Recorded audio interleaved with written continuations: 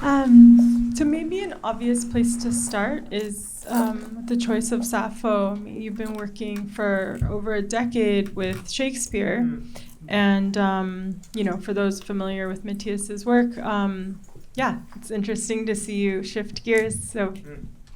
Yeah, well, it comes from Pavese. The first thing that I was attracted to was the Pavese text and its resistance to how I would work with it. I wouldn't know how to shoot it. I was, after like 10 years, during 10 years, I made movies with the Shakespeare comedies. And so something of how to work with those texts and with the people that I work with, somehow you get like warm up, and this text is very different. So it requires another way of shooting it. And that impossibility at first is what became very attractive for me. The thing that I couldn't shoot it the same way as the other movies. And then I needed to find, but I still was very attracted to that text. That text, especially that chapter, had Sappho.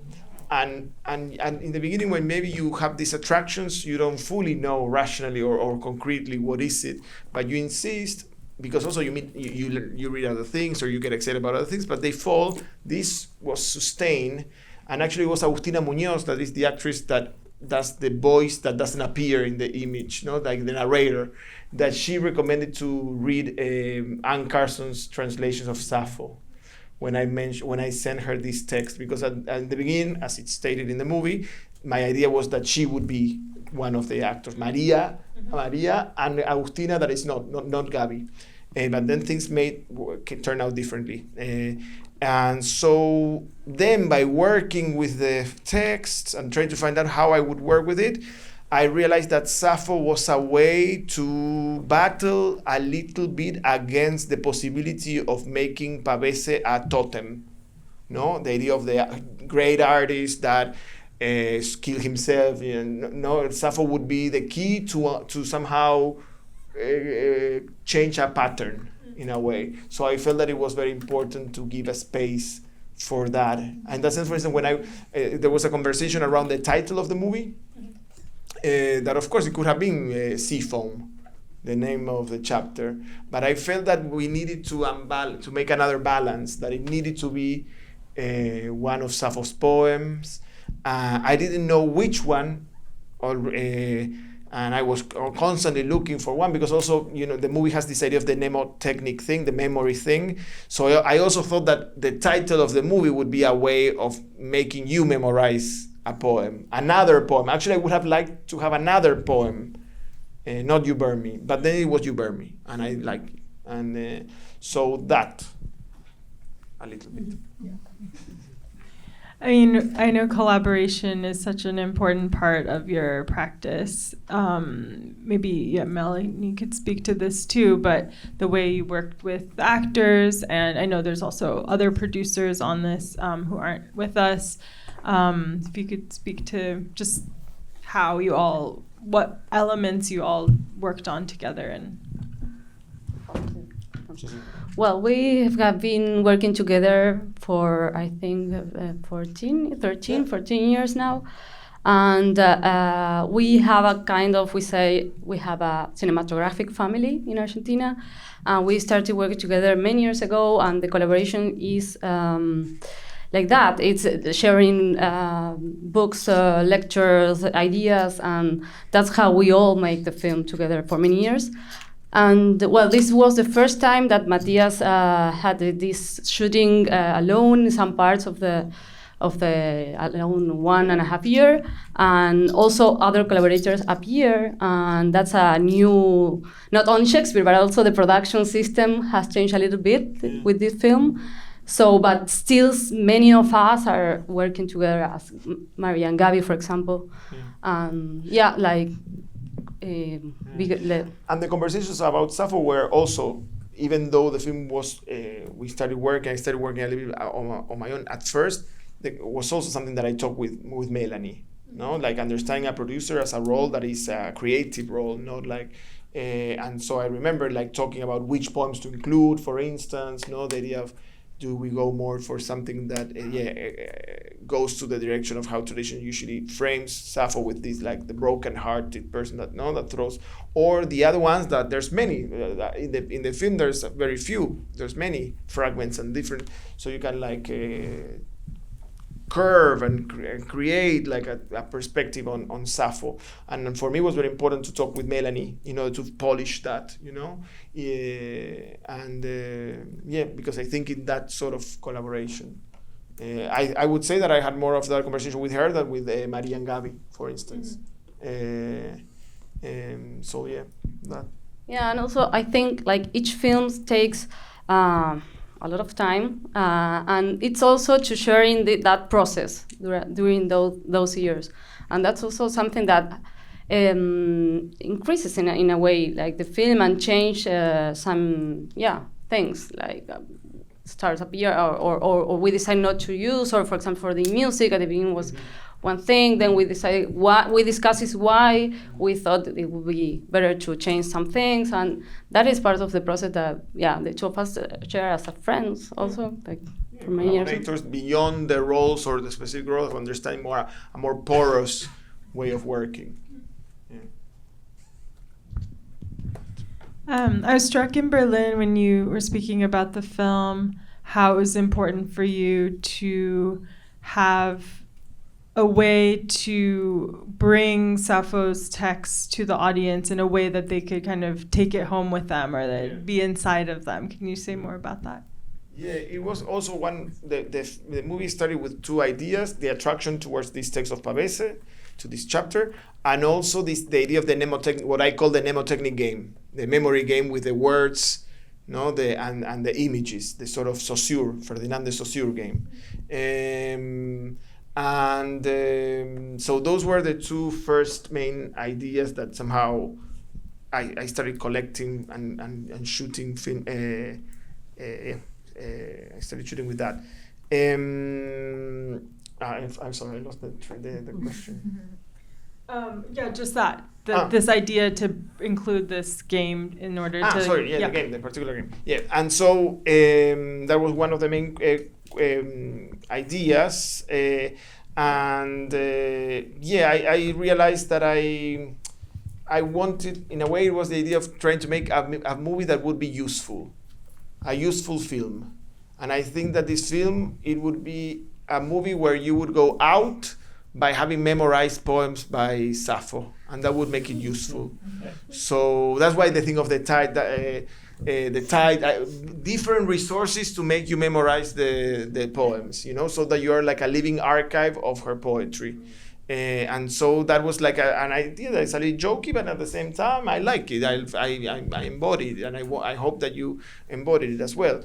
And so for me, it was one of the main things. And then this difficulty of this text, or how do we do with this text, that with a nymph, I don't know, in Shakespeare, I don't know, it's there are humans in a way, or how dense, it was so dense that then it's when I started thinking the idea of the footnote.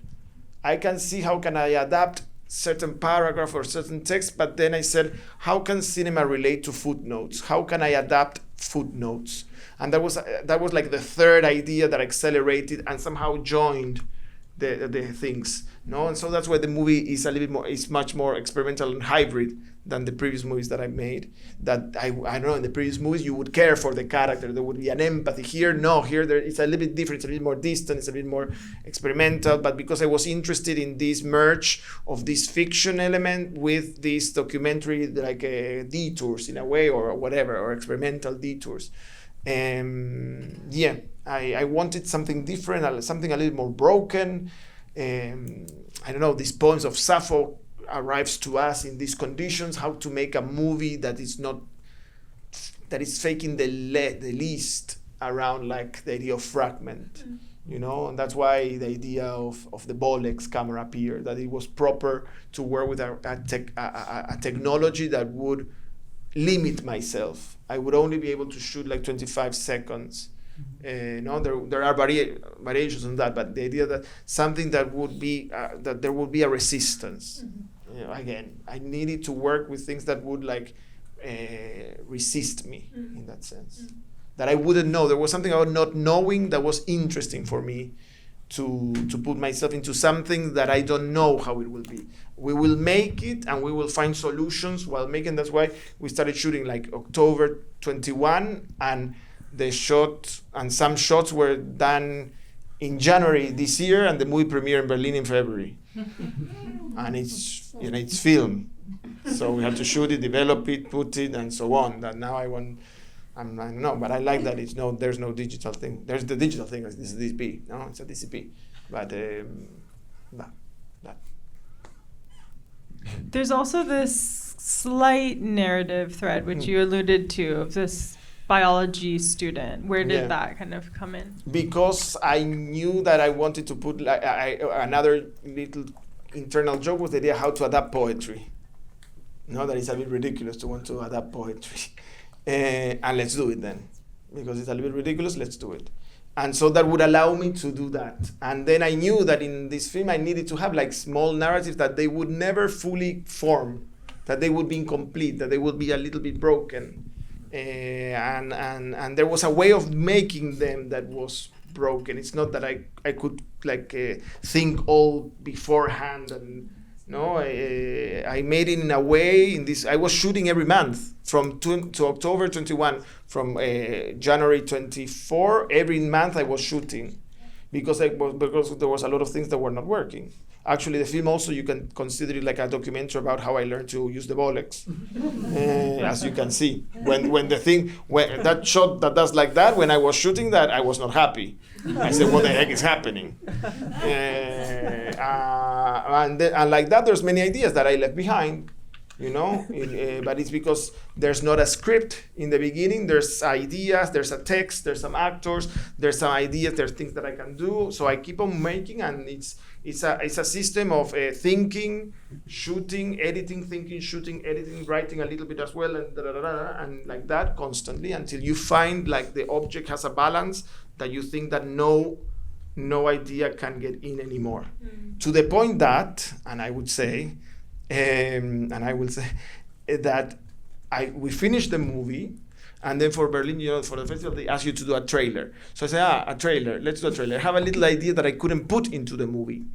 So I'll use that little idea in order to do the trailer. Well, it was 6 minutes long now. and it's a preface. It's a short film that when the movie is released, I'm going to put before the movie, and it works as a preface that is not that bad because the book of Pavese has not only one preface for the book, but each dialogue has a preface.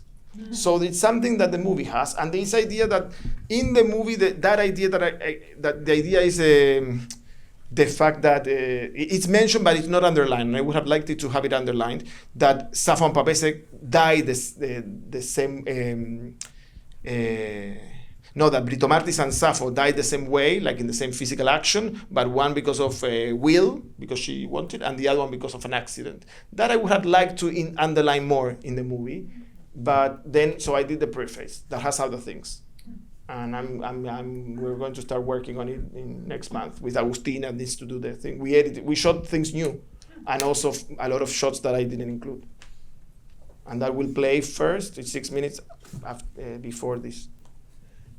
We'll see. Let's open up to questions. Yeah. Thank you for your film. I was feeling so many things as I was watching it, and I couldn't really explain where it was coming from. But I have a question that is more specific. You were saying that the bollocks unleash a lot of creativity because it was limiting you. But I was wondering about the music that you were using.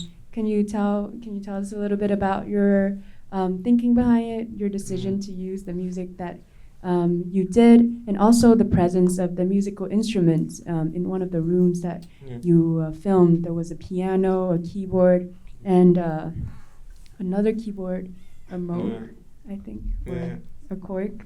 But anyway, that was very interesting, and that's Gaby's. Gaby has a band, and she plays the cork, and Maria plays the guitar. this is something that we actually talk a lot with Melanie about. I don't know if you want to answer a little bit.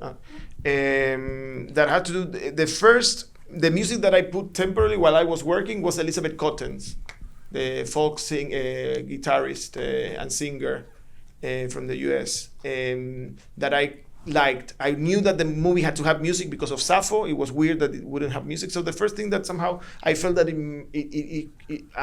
it worked was the music of Elizabeth Cotton.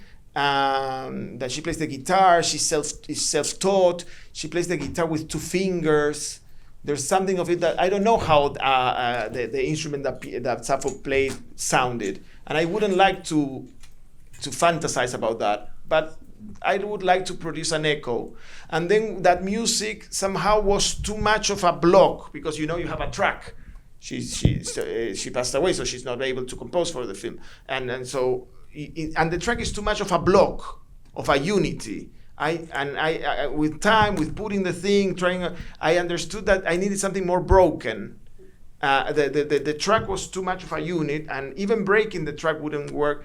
And Gabi is a musician. Her music actually, as you have said it, appears in the film. And Maria also plays the guitar. And then the idea of the 2 instruments, the idea of music became the idea of 2 instruments, 2 voices, as the dialogue is. So somehow by that, it entered. We are also shot in Gabi's garden. The little things of our lives started to enter into the movie. But it's by having time. The good thing is I didn't need to finish them. I could finish the movie whenever I wanted, and not because of a prepotence of will, but because the object that is the movie starts showing you its rules, and you start to read them and to understand a little bit how it works, and there's a moment where it finishes. And the music, because we had time, we could do that. We could afford that. We had that luxury of time. Even though the movie is a very extremely small movie, as you can see, it's a very, very small movie, almost with a non-budget in a way, well, sort of.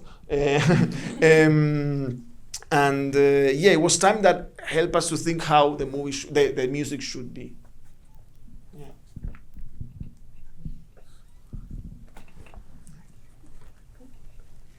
Could you discuss the role of translation? Yeah. Do you speak Spanish? A little bit? Mm-hmm. Okay, cool. That's better. Because there's a couple of jokes. Translation for me, ever since all the Shakespeare films that I did before, is important for me. And the movie, when sometimes you see the book and it's in Spanish and the voice says something different, not completely different. It's another translation because I like it better. But then, like Tu Me Abrazas, for instance, almost the title for me, Tu Me Abrazas, is very artificial. I'm from Argentina, from El Río de la Plata, and I don't speak of tú. For me, it's like academic and Spanish from Spain. I don't feel too formal. It's weird. It's like literary thing. I don't like it. But the movie has to do with the actual translation. Like honor that. It's beyond my liking in a way. Abrazas in Spanish is a mess. Abrazas, if you put a Z instead of an S in abrazas, it's hug. So for people that speak in Spanish, the movie, they think that it's called You Hug Me. And also because I'm from Argentina, that we don't make a difference between the Z and the S. Spanish people would pronounce it differently. I wouldn't even be able to say it. But so the title is uncomfortable, and I like that. It's a problem. Translation is a beautiful problem in that sense. And there was a big discussion, even like you wanted to call it how? There was Mariano Chinaz, an Argentine filmmaker, proposed "Me prende fuego," and I said, "What? It's a little femicide." It was a problem. Tú me enciendes. You said tú me enciendes. That for me was a little bit like turning on the TV. So I like that. And I would keep on, and I'm sure that in a couple of, if I go back, I would translate it differently. And translation is that living thing that in a way it's important, the idea of the thing that language that is still alive, if you're thinking of Sappho and so on. It has a little bit to do with this last poem that we imagine that will happen at some point. At some point it will appear. No? There are a lot of translations in different editions. So also in Spanish it's different depending on which book you buy and which translator did it. And also the Greek, it's ancient Greek, and then you have the modern Greek. So there is something from also the... Yeah, and they don't, I talk to my Greek friends and I say, how do you pronounce this? What does it say? And they wouldn't know, because it's ancient Greek. They wouldn't know. So the idea of where are the limits of knowledge, or what can you do, what you cannot do, the idea of purity is very much broken, and I like that. You know, so that's why I like that when they say one thing is different. There's multiple translations of the poems. We also decided between different editions which ones to use in Spanish and English, so it's mixed. Yeah, and even for the idea of the mnemotechnic game, I also chose the poems because of their translation in English, because when the one about the bee and the honey, I like it. I don't know what it means, and I like that in a way. And it would be one poem that has like more words that would be able to translate similarly to Spanish. And actually I took a little bit of a liberty there and translated a little bit agrammatically in English, because it would be neither the honey nor the bee, and neither and nor would have been different images. So I put my hands and said, not the honey, not the bee. That is, I don't know if it's proper English, but what is proper English? So that, it's a mess translation, and I like it.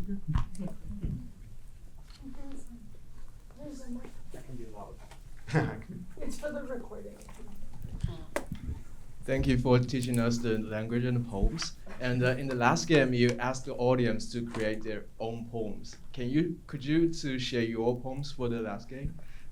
In the last poem is the idea that at some point it's like a call for a positive future, for a lively future, is to keep Sappho alive, because maybe as in 2014 new poems appeared, maybe in 2152 new poems appear, and if they suddenly have 7 words and all the words are different, it's here. You know? So it's to keep opening Sappho. The Sappho still alive, possibility of reshaping our understanding of Sappho. So it's a cry for change in that sense. One last question. Yes, right here. Can you just wait for the mic 1 second?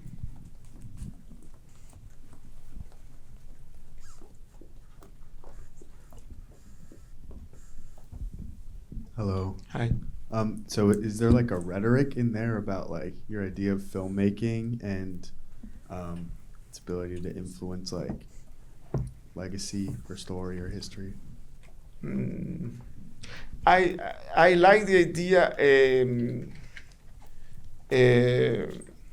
to question like representation in a way. For instance, this idea of Sappho as the woman that killed herself because she was not loved by her suitor, no? Like the idea of reconfiguring that, or the idea, I like Pavese, I adore Pavese, it's amazing Pavese, and then this idea of suicide, no? Artist and suicide, no? How that plays and how the romanticization of that was a big issue.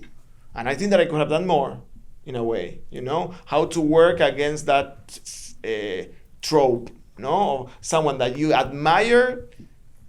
For instance, for me, it was very interesting that, what a coincidence, and I should phrase it differently, no? But he wrote this text about suicide, and there's this projection that you would do Sappho Pavese, but he also wrote Britomartis.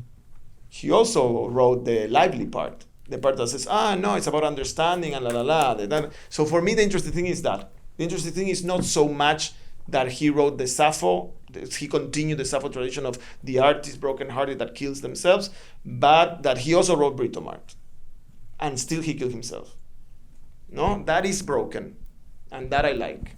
And so I think that the tradition goes much more into the idea of the artistic, and the movie has a little bit of that, but I tried to incorporate more of Sappho in order to save myself from that, in a way.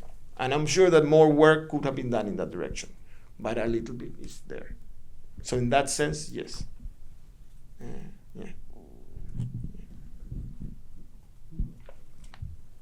Thank you both so much. No, thank you. Thank you. Thank you very much. Thank you very much, Aily.